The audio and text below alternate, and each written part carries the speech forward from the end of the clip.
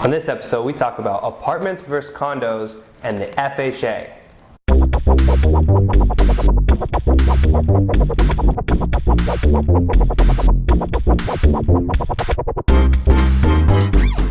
Thanks for watching Ask a Realtor episode 8. My name is Jason Cassity with City Consulting Group in downtown San Diego.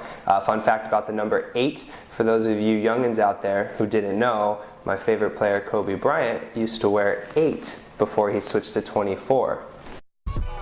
What's the difference between a condo and an apartment?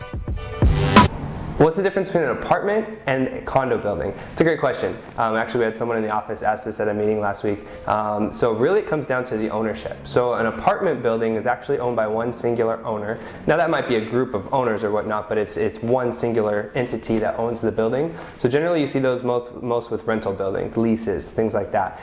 So if you're leasing a unit in an apartment building, you don't own anything in that unit that's fixed to the unit. Now your personal stuff you do, but so if something goes wrong in the unit, if a pipe breaks or something like that, that singular owner is responsible for that. If the roof goes bad, the singular owner is responsible for that. Landscaping, singular owner goes, anything that goes wrong within the building, the singular owner is responsible for that. Now with the condo building, it's a little bit different because the ownership is, the building is owned by an association or an HOA. So now you own, in a condo building, you own the air inside of the walls in that building, right? So if something goes wrong within the building, you're responsible for that. Now what the condo homeowners association owns is the common areas and the exterior of the building. So now if the roof leaks or something in the common area goes bad, the homeowners association actually covers that. So they're very similar, and I can see where the mix-up happens. Generally with apartments and condos, the best way to think about it is just think rent versus own. Usually you own within a condo building, whereas in an apartment complex, you're leasing or you rent. So good question. What is an FHA loan? What is the FHA? Well, it's a good question. The FHA stands for Federal Housing Administration. It's actually, when people in this business are asking about the FHA, they're generally asking about the FHA loan or the FHA insured loan, because what the FHA does is they insure loans against default from the banks, against unqualified buyers. So with the FHA, it's not anything new, by the way. The FHA was founded back in 1934. It's been around for a long time.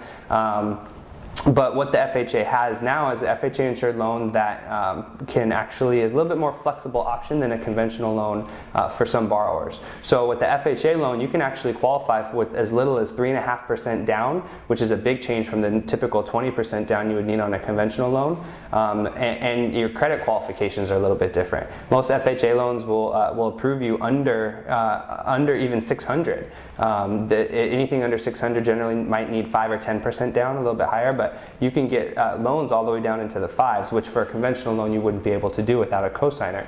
So the ability to have a lower down payment and have a little bit more credit flexibility is intriguing to a lot of buyers across the country. FHA loans really, they work on any single family residence, a detached single family home, you can do an FHA loan, or even in condo and townhome communities, as long as that community is FHA approved. So make sure that if you're looking at condo buildings or townhome communities that that community is FHA approved. Another quick note about FHA loans is that the lender that you're using also has to be approved with the FHA in order to write that loan, because again, the FHA is providing the insurance to default on that loan. So the FHA would need to approve your lender.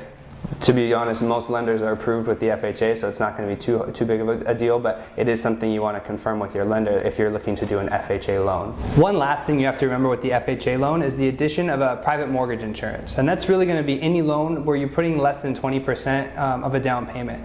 So with the FHA loan, the mortgage insurance is actually going to have an upfront fee, which used to be 1% of the entire loan amount. Now it's 0.8%, and that can get financed in as well, but it's another closing cost that you have to factor in. And then on top of the upfront fee, there's actually a monthly carry cost as well. So make sure that you remember the PMI when you're talking about an FHA loan, really any loan under 20%, and how that affects your payment. Because while you get to save some on your down payment, if you have to pay more over each payment or whatnot, it might not be the best move. It might be smarter to go up to a 5 or 10% conventional, where the lender pays the PMI themselves and bakes it in the rate. There's all kinds of options out there. Just make sure you're doing your homework. Don't forget about the PMI on an FHA loan.